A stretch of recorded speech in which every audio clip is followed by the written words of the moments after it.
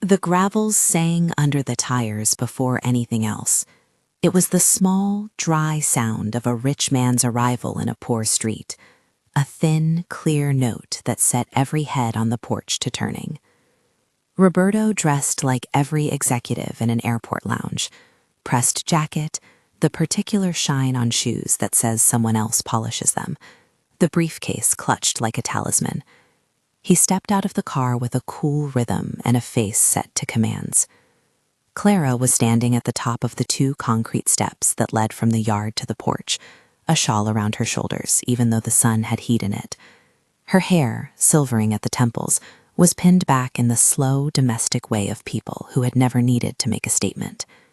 In her hands, she held a tin plate of biscuits.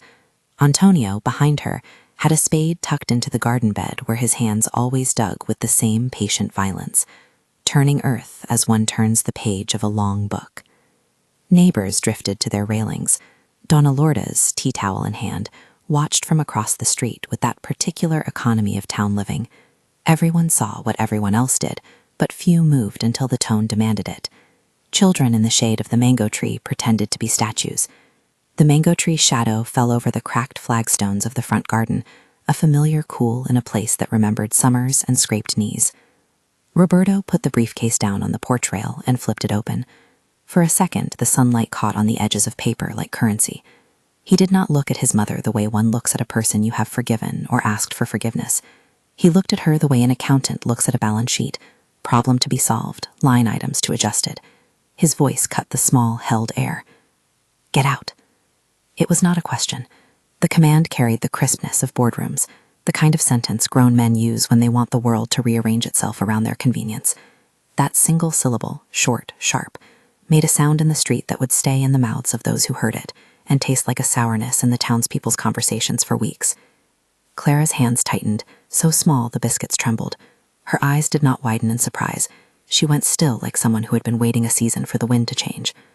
Antonio stepped forward. His palms stained the color of the soil, the calluses across his fingers like old maps. "We have lived here 40 years, he said. His voice was low and steady, the sound of wood being rubbed smooth. "This is our home." Roberto's hand moved over the papers in the briefcase, fingering the edge of a stamped proposal, the corporate letterhead, a printout of accounts and lines. He had rehearsed the cadence of this meeting in elevators and glass-walled conference rooms. Authority, reason, the inevitability of progress. There were numbers on the page and there were margins. In his world, margins decided fate. He laid the printed notice on the porch table, the paper falling flack and white against the old wood. "The house has to be sold," he said. "There are liens. The bank will move on this, unless we take steps now. I'm trying to protect you from the worst of it." His eyes flicked to a neighbor, then away. It was the old gambit of convenience dressed as benevolence. He meant to move them out with as little noise as could be afforded, then proceed with the work he had planned. Renovations, developers, a quick flip that would pay debts and leave him a little more margin. Clara looked at the paper, then at the briefcase, then back at him. Her lips formed a small, exact shape, like a blown seed. "You have always taken care of the paper," she said, the voice of someone who had learned the liturgy of necessities. "But paper is not the house." There it was, the slow human contradiction that had never allowed his ledger to be neat. A house was not a summation of assets. It was the rasp of a neighbor's laugh across a fence, the copper taste of tomatoes in July, the way a child's scraped knee had once been kissed, and the wound turned into a story. That knowledge did not sit in spreadsheets. He had learned to ignore it. Roberto's jaw tightened. He kept his voice measured. "I can't stop what's already begun. I'm being practical, for all our sakes." There was a pause long enough for the mango tree to drop a small green fruit that hit the ground with a dull thump. A child laughed. Somewhere a dog barked. The town breathed around the meeting of two worlds, the polished one that arrives in cars, and the older one that keeps its hours by sunlight and soil. Antonio stepped out from behind Clara and set a hand on the porch rail, as if to make the house itself realize there were people inside it who would not be moved by a paper's teeth. He had never been a man of many words. His defense was in calm, in muscle memory. "We built this place," he said. "We planted these trees. We raised our children here." "Children who left," Roberto said, and the sentence landed like a brick. He meant the practical children, those who left for education, for jobs, for better lives, who now could not be expected to hold the family line. It was the quiet accusation of someone who had spent years convincing himself that the best thing he could ever be was useful and rational. Clara's mouth quirked with a small private humor. "We raised our children to choose a life, Roberto. You chose yours, but you are my son." The word son might have been enough to stop him in any other moment. Instead, Roberto turned his face away and showed them the sum of his city, the printed graphs, the lawyer's brief, a number that would be appeased if the house sold and the mortgage resolved. "I can't let this drag on. I won't let it consume what the rest of us have built." Neighbors shifted. Some crossed their arms. A few looked down at the cracked porch where paint still peeled in broad, sun-streaked strips. Donna Lourdes, with her hands folded, said nothing, but looked at Roberto with an attention that was all memory. She had seen him once as a boy running with a red kite, blood on his knee, Antonio somewhere near, cuff rolled, instructing how to fix a kite's spine. Those images did the work of argument where words could not. The command, "Get out," returned to the air like a stubborn echo. Roberto felt, somewhere under the gladness of his plans, a small tightening of guilt. But guilt is a poor currency compared to leverage. He took a step forward, as if his mere moving closer could nudge the universe into compliance. Clara set the biscuits down on the table with a soft, decisive movement. "Sit," she said. It was not an invitation to negotiation, it was a test. "Sit, son. You have not sat at our table as a man in a long time." He did not sit. He folded the papers back into the briefcase, the motion practical and cold. He tucked in the file like a soldier replacing arms. "I've got meetings," he said. "I can't." "Then leave," Clara said, and the word landed with a gentleness that made him catch his breath. But not like that. Not with that voice. Not with our name used like a ledger. It was a small wind of shame that settled on his shoulders. For a moment he saw himself framed by the high windows of a meeting room, voices carrying across glass, and a small boy on this very porch chasing a chicken across cracked stones. The multiplicity of himself, the one who could command silence in rooms, and the one who had once been tiny and scraped and loved, hit him like a physical thing. He walked down the steps into the car, the briefcase closing with a clipped sound. He did not look back. The car drove off the gravel and left a faint dust. People returned to their conversations, but something in the street had been rearranged. The spoon that had been holding the sugar in Mrs. Lourdes's hand paused before it moved. Plates were set down more carefully. For days the phrase, "Get out," would float like a rumor around corner shops and stoops. A week later, a yellow notice appeared on the front door where the letterbox had been, a municipal slip, typed and firm. Notice, pending action. The printing was not an opinion. It was a process. The neighbors congregated to read it, passing it from one hand to another like a ritual object. They could not arrest the mechanics of paper and law. They could only watch them tighten like cables around a thing that once had slack. Roberto rode the first wave of success he had engineered. He negotiated with a small investor who liked the numbers and the location. He sent an email, polite, internally precise, to the firm with the words "mitigate exposure" and "liquidate non-performing asset." He thought of the house as an asset to be rebalanced, the same way he thought of his team, expendable when they were not producing margin. For a short while, he felt the thrill of being efficient.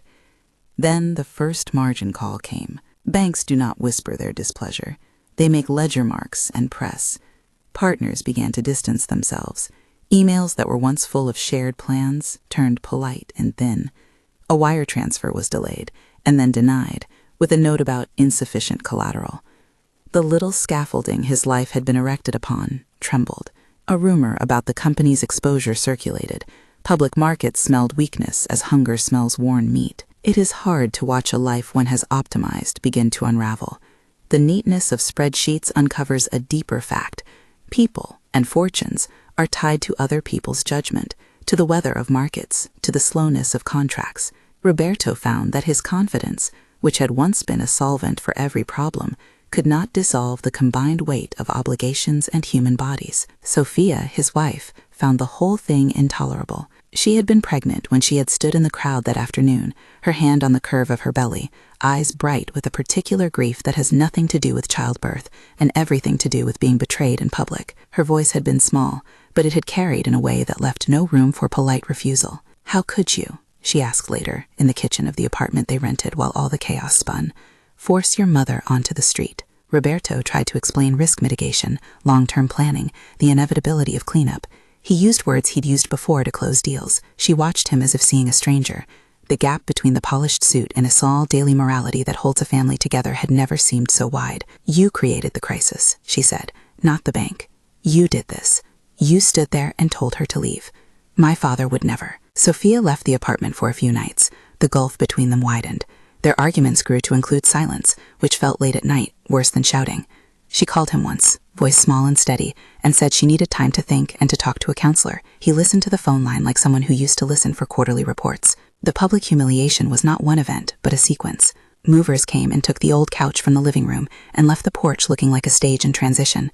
An auctioneer's flyer arrived in the mail for things that had once been fixtures: the old radio, the round table with the burn marks, the set of kitchen knives with the nicked handles that had cut bread and cured tempers. The town watched as boxes were carried out, as dust lay on the floorboards where the radio had been. One afternoon, a small truck from the Manx recovery unit came down the street. The driver, a man with a neutral badge and a clipboard, would not meet Roberto's eyes.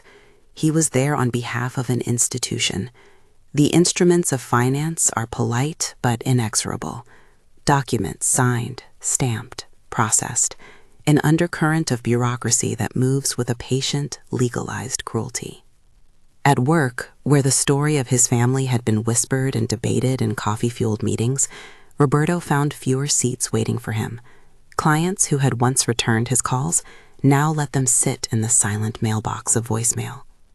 The affair with Vivian, years of late-night flights, ambiguous vacations, and business dinners that blurred into personal closeness, had been a private calculus that now gnawed its teeth into public view. Vivian did not mince words when she called, a mix of accusation, what-ifs, and thin consolation. She offered him a route to salvage at least part of what he had lost: contacts overseas, an interested buyer untroubled by family complications, and also sometimes the cold reminder that one loses fewer things when one plays all the angles. Roberto began sleeping in an airport motel off the interstate, the kind with a coffee machine that sputtered and a carpet that had seen too many years of travel-stained soles. He had small, sharp dreams of elevators that opened into rooms lined with mirrors, each mirror showing a different version of himself. He woke exhausted and angry and more alone than he had been in a long time. Months passed. Foreclosure is a calendar thing. It moves not by dramatic beats, but by the slow grind of process. Notices stacked like small, definite bricks. An executor's letter notified all interested parties that probate had begun on a related estate matter tied to a long-ago loan. There were hearings, dates, names of officials who moved like chess pieces. None of it gave instant absolution. The legal world was a slow machine, not a deus ex machina. It had processes and deadlines. It had also taxes and claims, and small voices in the night whispering of other creditors. Roberto watched the house from the curb as if it were a case study. It had once been a tableau of certainty. Now it presided over his days like a monument to his misjudgments. He had meant to make a clean transaction. Instead, he had made a mess around people who did not deserve it. The recognition of that truth is a hard, grinding thing. At first it hums at the edge of conscience, then it opens like a wound. Months passed. Clara's health had never been robust. Years of taking care of others had left her with a body that responded to strain with fatigue. She went to doctor visits and came back with small prescriptions and larger instructions. Rest, reduce stress. A doctor saying that the body needed a softer season. He had been the man who told them to leave. Now the script reversed, with a terrible domestic honesty. The one who had given orders had to consider the needs of the one he had pushed. Neighbors rallied, quietly. Donna Lourdes baked a big tin of biscuits and left it on the table where Clara sat. A teenager from down the street mowed the lawn in fits of duty, the Pushmore's engine coughing in the heat. These were not grand acts of restitution. They were the small, sustained offerings that build reputations and smooth edges. One night, Roberto found himself on the curb in front of the house. He had left the motel in the blue light before dawn, walking without a plan, hands in his pockets, the briefcase gone. He was careful not to look like a man seeking pity. He did not want to declare himself vanquished. He leaned on the mailbox and watched his parents' porch light throw a yellow square across the cracked steps.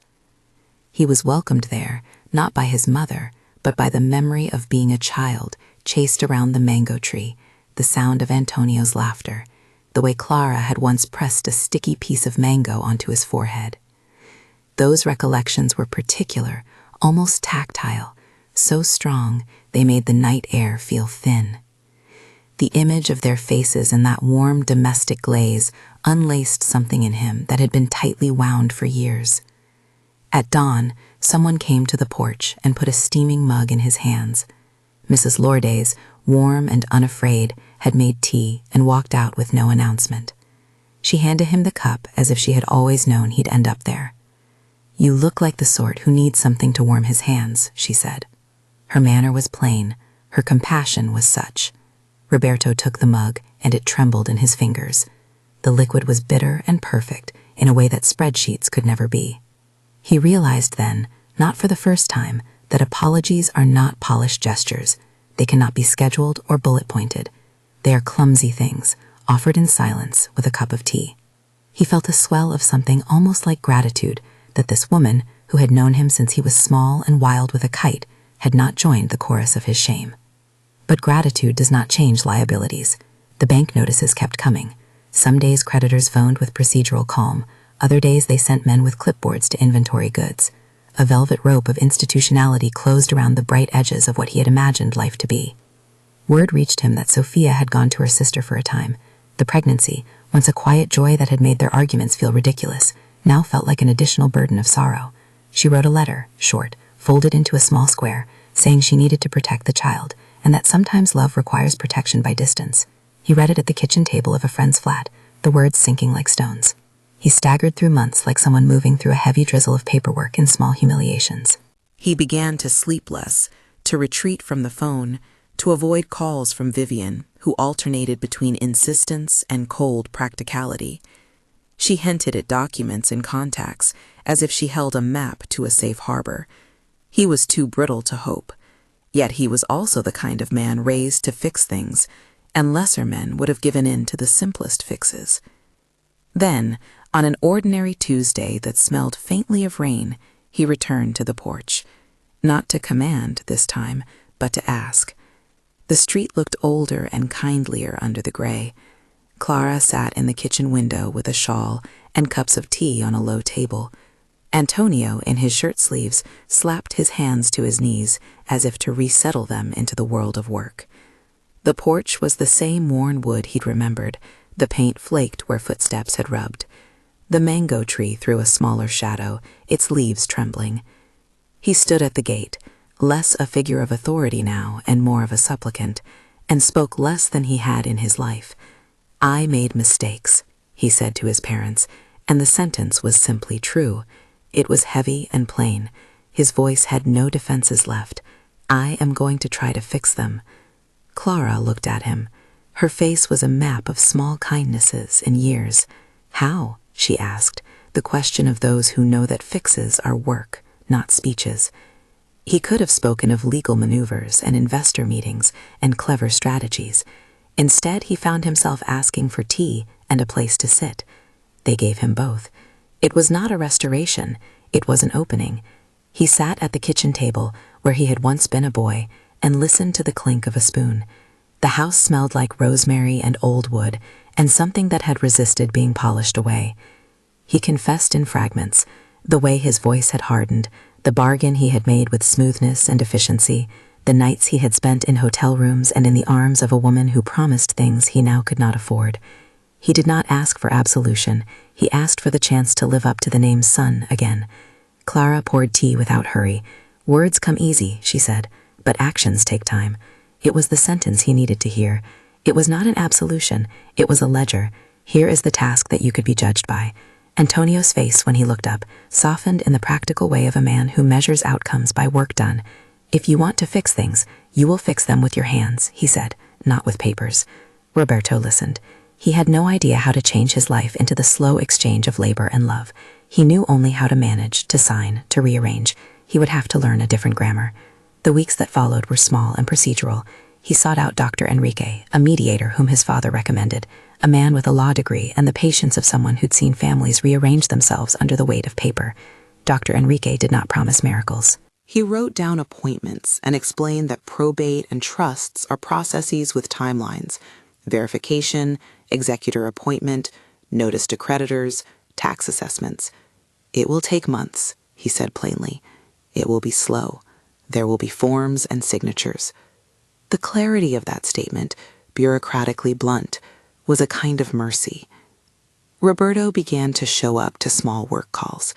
Not the calls in which one directs others, but those in which one learns to hold screwdrivers, to sand a table until the wood reveals a grain like a small secret.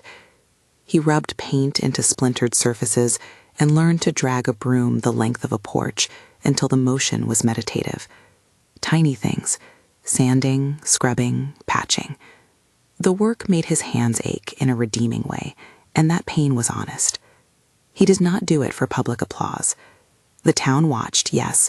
People noticed the man with the corporate gait become a man with paint on his sleeves. But the real transformation was quieter. He learned to accept that the repairing of a place is not about lavish gestures, but about the accumulation of small acts. He ate with his parents more often. He learned which of Clara's biscuits to eat last. Sophia wrote once and said she would come by, perhaps, in time. He did not need to hold his breath for that. He could only make himself capable of being the person who could be trusted. It would have been neat if that moral labor translated directly into legal balm, if his hours with a sander paid off as dollars in a bank account. It did not. The executor's office did not move at the pace of his repentance. Each notification from the legal clerk contained a polite paragraph about filing deadlines and the necessity of notifying all interested parties. There were claims by distant creditors and a tax assessment that insisted that liabilities had to be satisfied. It would be months, perhaps longer. That reality forced him to accept something he had never wanted: patience. In the slowness, something curious happened. People who had been cautious, who had once smiled with the brittle friendliness of those who fear the contagion of scandal, tended doorknobs and brought over jars of preserved tomatoes. The tomatoes in the jars had been grown in the backyard and were cracked on their skins from the rain. Their vinegar sweetness tasted like the town. Children came to watch Antonio teach a boy how to plane a plank, his hands guiding the others, not for the sake of economy, but because the making brought a joy beyond margins. The porch acquired a rhythm again of small talk, of the clink of cups and the scrape of chairs. When an envelope arrived at the door with an official stamp, thick paper, the kind bureaucracies prefer, Roberto was not present. It was Doña Lourdes who found it, standing at the gate with a broom in her hand and a look that belongs to those who know where to deliver news. The envelope was addressed with a clerk's neat hand and carried the postmark of a place he had not expected to call again. He took it into his hands as if it might be the order to leave that would end with the same old command. He felt the paper's weight and the small, particular smell of official sealant. But this time the paper felt like a hinge, heavy, promising, uncertain. It had a return address he recognized, not for its letterhead, but for the name. An old firm, a small family office that had handled matters related to his father's younger brother, an uncle no one spoke of much. There was a thin folder inside, and the folder held two things that made his stomach fall like a stone. He read the first line and felt his breath narrow. A will had been registered, and an accompanying trust was being probated. They named beneficiaries and an executor. It was the sort of paper that could, in time, change the shape of obligations, but as Dr. Enrique had told him, not instantly.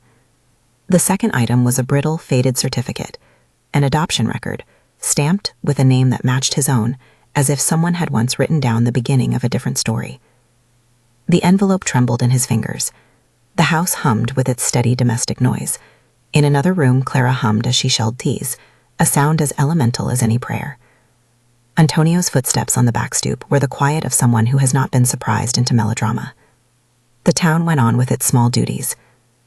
Roberto sat down on the porch step with the papers on his lap.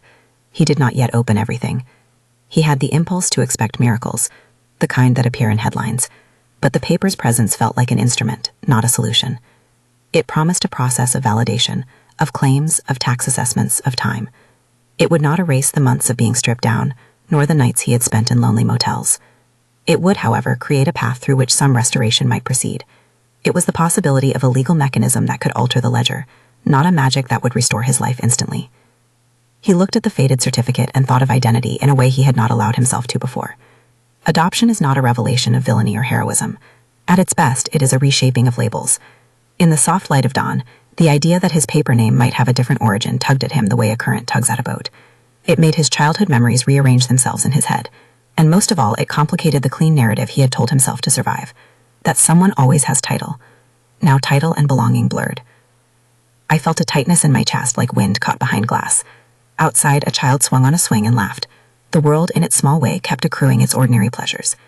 Inside the house, Clara cut bread, and Antonio hummed as he sorted nails into jars. The envelope sat on Roberto's knee like a loaded instrument, something that could be set to play a new tune or left quiet in the corner. Before he could decide what tune to play, footsteps sounded on the street. The story was not yet fully altered by the paper's presence. It had simply reopened questions. There would be lawyers to speak to, verifications to request, a probate clerk to inform. There would be months of forms. There would also be the moral work, to make right what had been wronged, to accept that funds do not heal all things, and to act in ways that would make restitution visible and maybe, slowly, trusted. Roberto rose with the envelope in hand. He had not yet resolved anything. He had, however, been given a vector. The man who had once said, "Get out," found his feet straddling an older language now, of care and of law, of humble labor and of procedural patience. He walked into the kitchen where his mother waited, where a cup of tea was cooling on the table, and the mango tree's leaves stirred in the light. He placed the envelope on the table between them, feeling the paper like a thin armor. Antonio looked at it with the suspicion of a man who has seen many strange things in the years of dealing with life. Clara's hands folded around a cup as if to steady herself. "We don't know yet," Roberto said, because it was true and because words like that were what he could offer. "But there may be something, a will, a trust, documents. I don't know what it means. But You found a paper," Clara said softly.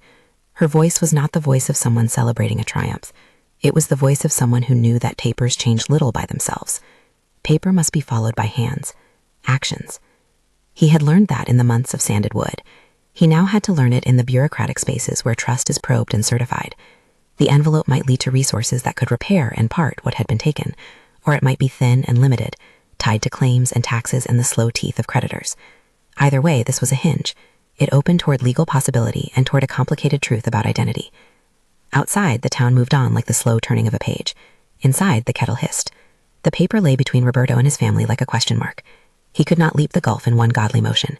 He had to begin by answering small obligations, by learning again to be a man who could be trusted with hammers and with promises. He was not ready for absolution. He was ready, finally, to begin the hard work. He put his hands on the table. The wood was warm from years of use. His palms fit in a precise, remembered way. He looked at Clara and then at Antonio, who nodded as if to a plan one begins by doing, not by commanding. "Tell me what to do," he said. The words felt like currency, exchanged at last for something other than power. Accountability. A sound came from the street then, a car stopping, a step on gravel, a voice calling his name, thin, brisk. Someone else had arrived with news. Roberto moved to the doorway, the envelope unopened in his hand, and stepped into the light. He did not know, in that small, shifted hour, who really owned the house. He only knew that a paper had arrived to complicate the story, and that the real work would be measured in months and in calluses, in legal forms and in the honest labor of repairing what his ambition had frayed.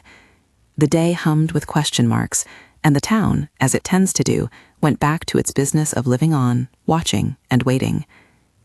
If you value stories about family and second chances, subscribe for more. The sentence arrived like a small, apologetic knock at the door, an unobtrusive request that fit the town's way of doing things, quiet, practical, not insistent. It hung in the air and then folded back into the day's business. Dr. Enrique stood on the porch with his coat buttoned against a thin, merciless wind. He carried a leather portfolio and the manner of someone who had spent his life translating other people's paper into human action. He was not a man given to theatricality. He was the sort of lawyer who believed in tidy lists and the demystifying power of calendars. "We need to get the probate moving," he said plainly, without the flourish Roberto's old life might have expected. "There will be creditors to notify. We should compile all necessary documentation. And," he paused as if choosing his next word from a drawer, "we should be careful with expectations." Roberto unfolded the envelope on the kitchen table, and sunlight turned the paper's edge into a thin, luminous seam. The faded adoption certificate lay between the trust documents and the will-like notice. It had the kind of formal stamp that suggested history rather than scandal. Dr. Enrique leaned in and read aloud some lines, not as an oracle but as an item on an agenda. "There is a trust established in your uncle's name. It names beneficiaries and assigns an executor. The executor has the authority to gather assets, pay debts, and make distributions, but only after verification and after claims are resolved. It will take time." Time, Roberto repeated, the word like a small, blunt tool. He had measured his life by quarters and by projected returns. Now his calendar would accrue in months and hearings and a slow pile of signatures. He imagined that the process would be tedious, legalistic, a thing whose ordinary slowness might soothe or punish him. Either way, it required patience he had never purchased before. Clara poured tea, her hand steady. "Then let's start," she said. "Paper and hands." The first practical step was validation. Dr. Enrique explained that adoption records are often archived, sometimes sealed, sometimes needing a petition to be opened. The trust papers might be clear on names, but not on financial contours. The executor, a quiet, unflashy man named Mr. Salazar from a family office in the city, would need identification, corroborating records of residency, and a timeline of secured claims against the estate. There would be an advertisement in the local paper to notify creditors, and a period for anyone with a claim to come forward. There would be tax assessments. There would be the gentle, procedural machinery of the law that neither rushed nor punished with cruelty, that simply did its business. Roberto sat at the table and understood, with a new clarity, that this was bureaucracy, honest, patient, and indifferent. It neither absolved nor condemned. It required facts. He wrote the lists Dr. Enrique suggested: birth records to locate, Social Security information, relevant bank statements, old loan documents. He put a pen to paper with a fierceness he had once reserved for negotiating deals. The pen scratched like an old tool rediscovered. The house needed immediate small interventions to stop erosion. The bank's calendar could be patient, courts less so if a property sat uncared for. The mortgage company had paused the most aggressive moves while probate verified a legitimate claim, but not indefinitely. Interest accrued in the blank way of arithmetic, indifferent to guilt. Roberto used the small funds he had, money he had kept for emergencies, to pay a plumber for a leaking pipe, to negotiate an extension on a utility bill, to bring a tarp for the roof where winter might puddle. These were quiet expenditures, on the order of what Clara called keeping the house breathing. They were not glamorous. They were honest. At the same time, the community's watchful curiosity turned to a practical sort of help. Doña Lourdes organized a roster for clinic visits. A neighbor who ran a paint store left buckets on the porch with a note: "Leave the receipt, we'll talk later." The teenager who had mowed the lawn took to sweeping the steps before school, a small, daily penance that called attention to the slow work of repair. Roberto's hands learned to remember a different language. Sandpaper turned into the negotiation practice. Smooth, repeat, check, repeat. The wood of the porch was a lesson in patience. The layers of old paint came away in bands like the unpeeling of excuses. Antonio taught him how to plane a board by placing his hands beside Roberto's on the tool. Steady grip, even pressure, the slow arc of emotion that becomes reliable only by repetition. The first time Roberto held a plane and felt the wood shavings curl like paper prayers, he wanted to laugh and wanted to weep at once. It was humiliating and curative. Months threaded themselves in the way Dr. Enrique predicted. Notices ran in the paper. Creditors filed claims. The executor visited once, polite and exact, and took inventory of assets listed in the trust. He did not look at Clara and Antonio with the curiosity of a stranger. He looked at the house as if tracing its lineage on a map. "Some funds are designated for maintenance," he said. "Some are contingent. If there are verified debts, those must be satisfied first. After claims and taxes, any remainder will be distributed according to the trust's terms." It was not a fireworks moment. It was a ledger. But the ledger gave a possibility. If claims did not swallow the entire trust, and if taxes were not punitive, there could be funds to secure the house's future. Roberto swallowed. The possibility of a pax forward without selling the house felt like a small mercy. It did not remove the months of shame, it did not mend burned bridges, it offered legally supported oxygen. During this bureaucratic season, Vivian reappeared in person, not as the seductive figure of previous years, but as a courier of cold possibilities. She arrived at the gate with a folder and a look that had grown narrower with time. "You found a paper," she said without preamble. There was no charm in it. There was a practical coolness. "I did what I could to locate the old records. It wasn't charity. It was," she paused, as if weighing the right word, "interest." Roberto had expected ambush or offer. Vivian surprised him by doing neither. "There are buyers who will move quickly," she said, sidling her way as if reciting a menu. "They don't ask many questions if the numbers make sense. I could introduce you, arrange something discreet. You'd walk away with enough to start over." He listened. The old instincts, that razor's edge of convenience, rose like a tide. Quick sale, quick cash, fix the ledger, maybe reconcile in the margins. But Antonio's voice in his head, "You will fix them with your hands," kept him steady. A quick sale would do what his original command had done: move paper over people, settle accounts but leave the house hollow. He imagined a new owner tearing the mango tree down for parking. The thought made his stomach tighten. "I won't do it," he said simply. Not dramatic, not proud. Flat. The answer of someone who'd learned to let action align words. Vivian's face did not change. She had always been that kind of professional. Efficient, amused by misfortune, adept at rationalizing. "Suit yourself," she said. She left a business card and an invitation like a closed door. Later, she would email a few potential donors. Small shows of hands. Not enough to change the course, but enough to keep lines of contact open. There were setbacks. One claim against the estate surprised them. An old creditor named in the uncle's paperwork who resurfaced with a judgment. Taxes proved complex. The trust had assets in different accounts and jurisdictions, and assessments had to be done. Dr. Enrique's patience had a limit, as does anyone's. He scheduled meetings, warned of deadlines, and suggested a plan to create a small escrow for immediate home repairs while the probate continued. "We will request reasonable advances for maintenance from the executor," he said. We can argue that letting the property deteriorate would erode value to the estate. The executor granted a modest advance. It did not clear debts, but it did cover immediate needs and gave a margin of respite. Roberto never thought to celebrate that small victory. It felt like being spared a single rainstorm in a season of storms. He used the money to pay contractors to secure the pipes, to have an electrician update an old panel so the house did not become a fire hazard. He kept receipts. He answered emails. He learned that paper could be a tool for repair when used with honesty and timeliness. As he did the physical work, he also began to do the moral work. He visited the local community college and enrolled in a night course on small business accounting and nonprofit basics. It was practical. If he were to shepherd any eventual funds into a program that would keep families housed and teach trades, he would need to know how to set up bylaws, manage a board, and file the right paperwork. The classes were humbling. He was, in a classroom of adults, the man with the corporate gait, learning from instructors who had once worked with power tools and who talked about grant cycles with a grounded, skeptical humor. He learned how to write a mission statement that did not sound like a press release and how to balance aspiration with fiscal reality. There was friction at home, slow and honest.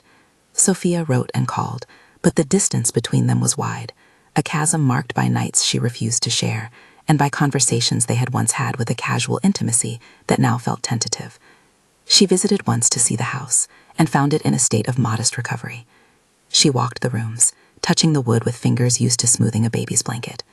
She did not promise to stay. She said she needed signs of consistency, that actions had to match words, and that sometimes love required verification as much as feeling. Roberto understood, and for once did not try to charm or to bargain. He made appointments to see counselors. He attended them. He answered calls, even when it was painful. The foundation idea took shape slowly and humbly. It did not have a name at first. Words are dangerous when they precede action, but it had purpose. He imagined a small program that would keep older homeowners from losing their houses by providing practical repairs, legal mediation, and apprenticeships for young people to learn trades. The ambition was modest: a workshop, a roster of volunteers, a legal aid partner. He drafted it in a notebook with a graphite soft lead, the way Antonio dotted the page with measurements before cutting wood. He called it, provisionally, work that lasts, a phrase a neighbor offered after watching him plane a board. Neighbors came to a meeting at the church hall. Donna Lourdes with her tea, a tradesman with grease under his fingernails, a social worker who had seen too many families pushed out of their homes. They listened to Roberto with caution. Some remembered the get out like an old bruise. Others had watched him sand and paint and teach a kid how to hammer correctly. The proposal was not grandiose. A funded pilot to repair 10 houses in a year, apprenticeships for local youth, and help with basic legal navigation for homeowners facing predatory notices. They asked hard questions. Where would the money come from? Who would be accountable? What was the oversight? Roberto answered, not with swagger, but with the kind of work plan a man learning humility writes, specific, timetable-driven, with checks and community oversight. He invited Clara and Antonio to sit on the advisory committee, and they accepted, with a practicality born of decades of knowing their neighbors. There were skeptics. One or two old acquaintances shook their heads, as if certain men do not change. But change is not performed for skeptics. It accrues in people who show up. Roberto showed up. He kept receipts, he tracked outreach, he learned to report progress in ways that comfort the wary. Legal processes limped toward resolution. The probate clerk found the trust valid, the executor filed notices and posted them as required. Creditors filed claims, some legitimate, some spurious. There were hearings where papers and signatures mattered more than speeches. In one small courtroom, Dr. Enrique sat beside Roberto and asked for a modest distribution for maintenance and repairs to preserve the estate. These funds are to prevent value erosion, he said in the bureaucratic language that both shields and justifies small mercy. The judge granted a limited advance, enough to stabilize the house further. The advance did not pay off the mortgage, nor did it settle every claim, but it bought time and some dignity. It allowed them to keep the mango tree and to fix a sag in the porch that had made Clara's step treacherous. It allowed Antonio to replace 2 broken windows before the first winter wind. It allowed Roberto to hire a part-time coordinator for the nascent foundation, a woman named Maria who had run community programs and who could write grant applications with a steady hand. Word traveled slowly that a man who had once ordered his parents out was now teaching apprentices to plane and to plaster, that the work that last's pilot had fixed 3 roofs, installed childproofing in one house, and negotiated with a landlord to prevent the eviction of a young family. The town watched with a mixture of curiosity and grudging approval. People are complicated. They can watch a man return to grace and still keep a ledger of past grievances. That is fair. Redemption is not for the public to bestow. It is for those harmed to decide if they accept repair, and for time to show the work's substance. The adoption certificate remained an odd, quiet thing on the kitchen table, a token of identity that explained little of the moral terrain. A lawyer in the family office explained that legal adoption confirmed what Clara and Antonio had always known. They were his parents. The paper changed the family's legal narrative, but not its tenderness. Roberto sat with this fact and felt it both as consolation and as a complication. It did not absolve his actions. It did not transform shame into entitlement.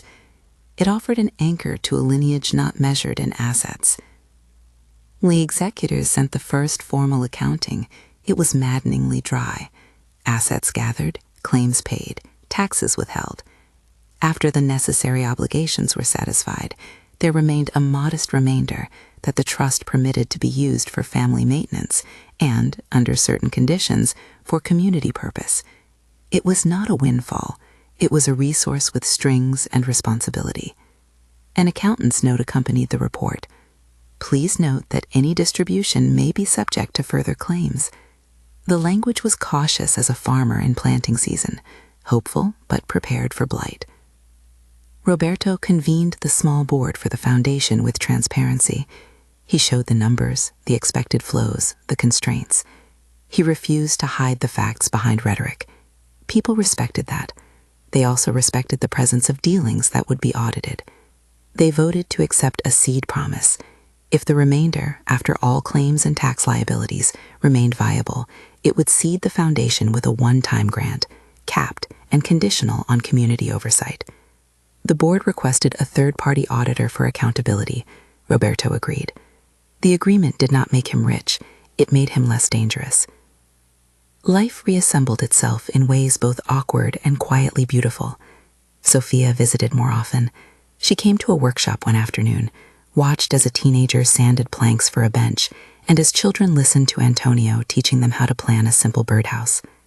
She saw Roberto hand tools to those who had never held them before, and realized that the man she had once left home for was building not just a program, but a new grammar of belonging.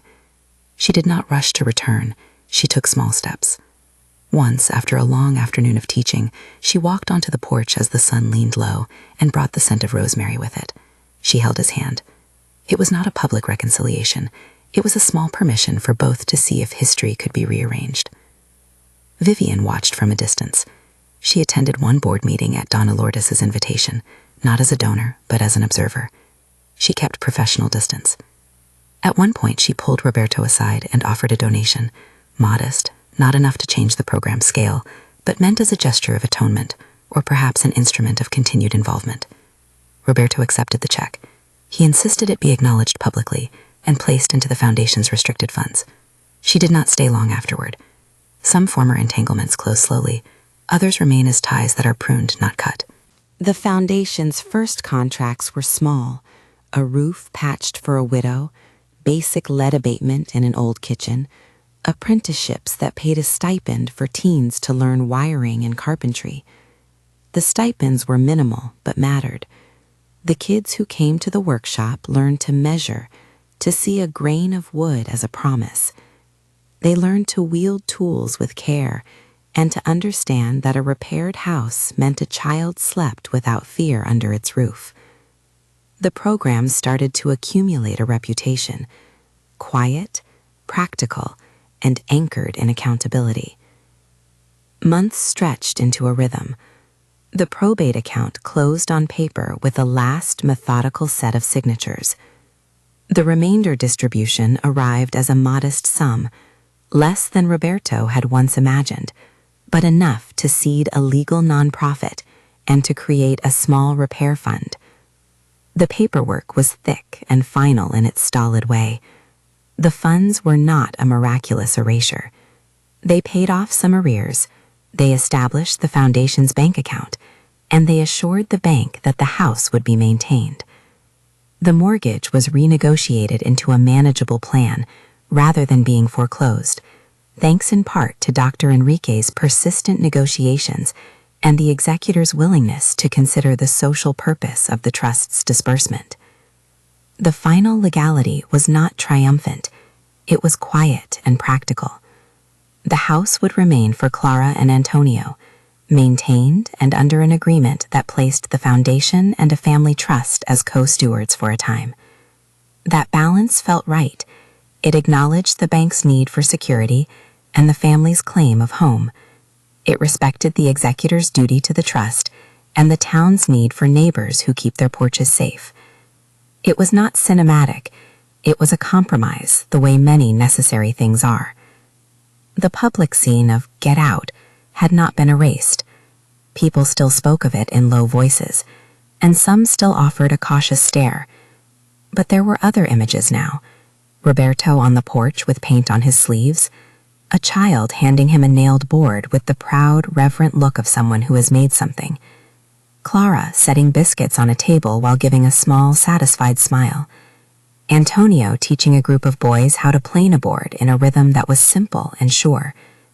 The town's memory had expanded to hold more than one version of a man. There were smaller reconciliations that mattered most of all. One evening, when the heat of the day had cooled and the mango tree's shadow draped the porch in softer shapes, Roberto and his mother sat on the steps with a plate of sliced mango between them. He had cut it clumsily. She corrected his angle with a thumb and a smile. They ate the slices, and nothing monumental happened. There were no sweeping declarations, no cinema-worthy hugs. There was the soft business of sharing fruit, and with it the tacit understanding that someone had come back with hands ready to work. Antonio planted a sapling beside the porch, a small, disciplined pine chosen for its slow, steady growth. It was a symbolic act, but not an overly dramatic one. "Trees take time," Antonio said, patting the soil and packing it with a practiced hand. "They grow if you don't pull them up in a hurry." Roberto dug with him. His hands learned a new grammar of patience, to feel the soil's crumbles, to tamp lightly, to water without the fever of expectation. He watched the sapling take the earth, and his chest loosened a fraction. He had wanted once to solve things at the speed of wire transfers. He had learned instead to measure life in the arc of a small tree. The workshop thrummed with the practical music of hammers and saws. Boards were measured, benches were built, and the sound of steady labor knitted a social fabric that had been rent. Young men and women learned to trade labor for dignity. A single mother had her porch fixed and could keep her children in a house that did not leak. A veteran learned to solder wires and received a stipend that helped him tide over medical bills. The foundation became less an idea and more a set of consistent practices that earned the town's trust slowly. That trust never became universal, but the number of people who would now recommend a neighbor for help grew. Public life resumed a quieter tenor. Roberto returned to some professional circles, but humbly, speaking about the initiative, about accountability, about the need for legal aid in housing matters. He did not do it for publicity. He did it because he had been stripped of the luxury of posturing. He learned to present numbers, not to boast, but to ensure programs could survive. He took no large salary for himself. Any stipends he accepted were legal and small, and the board's oversight ensured transparency. The narrative of redemption here was not a singular, dramatic rebirth. It was a sequence of obligations met and processes respected. Time did its steady work on people as well as papers. Sophia returned one pale Saturday to visit the house that had been steadying itself. She watched a child hand Roberto a sanded plank. She listened to Antonio tell a story about a scraped knee and a kite string. She saw that the man who had once announced, "Get out," now wrote grant reports describing the exact number of roofs fixed and the number of apprentices placed in paid work. She listened to him speak without the old defensive cadence, and she saw him answer questions honestly, even when the answers were small. In the privacy of a kitchen, she forgave him in quiet increments. For appearances, he could not be redeemed in a single gesture. She needed to see endurance. He provided it. The foundation matured slowly. Grants arrived, small ones from local philanthropies, a city council line for community programs that required a matching fund, a neighbor's legacy left to the foundation under modest terms. The matching funds came in part from the trust's remainder and in part from community donations. They were enough to hire a coordinator, to purchase modest supplies, and to plan a schedule for repairs and apprenticeships. The board, composed of people who had watched and helped, required quarterly reports and site visits. It was a bureaucracy done right, not bureaucratic for its own sake, but rigorous enough to prevent sliding into vanity projects. Public skepticism persisted in corners. There were op-eds that parsed motives and social media comments that sharpened old wounds.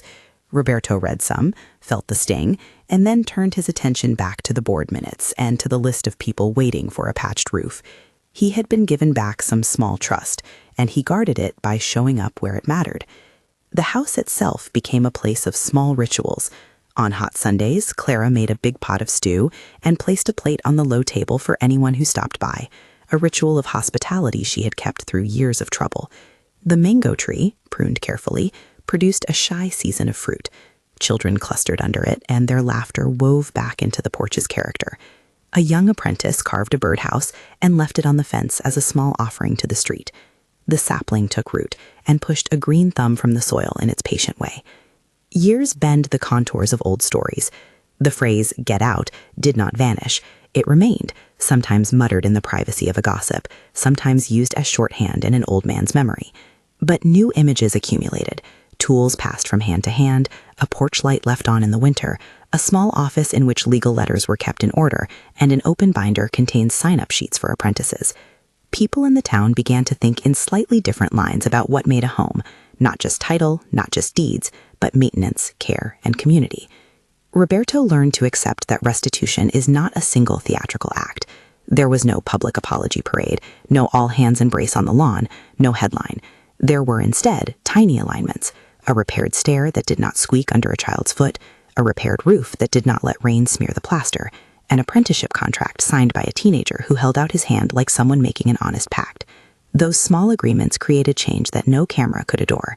At the foundation's first anniversary, the board organized a small celebration on the porch.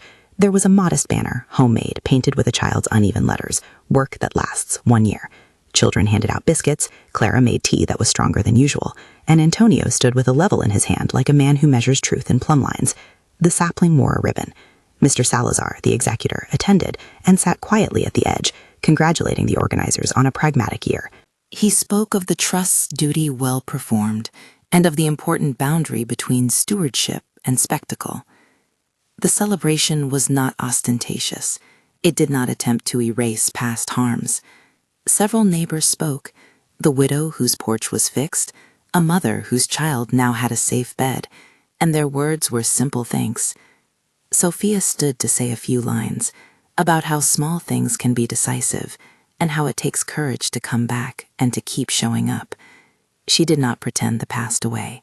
She said only that she had seen consistent work and that consistency had weight. Roberto listened, his chest a tight little drum inside his shirt. He thought of all the months of receipts and hearings and nights where he had sat at the curb, feeling the ache of a life rearranged. He thought of Clara's steady hands and Antonio's patient palms guiding his grip on the plane. He thought of Vivian's cool offers and how he had refused them. He thought of the adoption certificate, which had relinquished none of the domestic love he'd always been given, but which had given a legal form to something already true. He felt grateful, and he felt fitful, and he felt small in the right way. At the end of the day, after the banner had been taken down and the biscuits eaten and the kids had run under the mango tree until dusk, Roberto planted another tree. This one, a small fruit tree, went into a patch near the shed, and he dug with careful hands. The gesture was private and public at once. He thought of legacy as a verb, to leave something that grows only if tended and tends back. In the low light, he handed a trowel to a boy who had apprenticed with them, and together they tamped the soil. The boy's hands were calloused in a new way, not yet the deep calluses in Antonio, but honest. Roberto felt the slow pleasure of doing without buying the feeling of doing. He thought of "get out," that single sentence that had opened the story, and felt how far from it he had come. His voice in the memory still sounded sharp. In the present, his words were softer because earned. Years do not make one forgiven everywhere, nor do they guarantee that mistakes are forgotten. What they do, when one is willing to work, is to accumulate proof that can be measured. A ledger of repairs, a list of apprentices trained, a foundation with audited accounts. The house remained, not because a paper appeared to fix everything, but because processes have been respected, because time had been spent in honest labor, and because community had been invited to steward what mattered. Clara lived to see the porch mended, and the mango tree trimmed, and the small, steady growth of programs that helped neighbors keep roofs over their heads.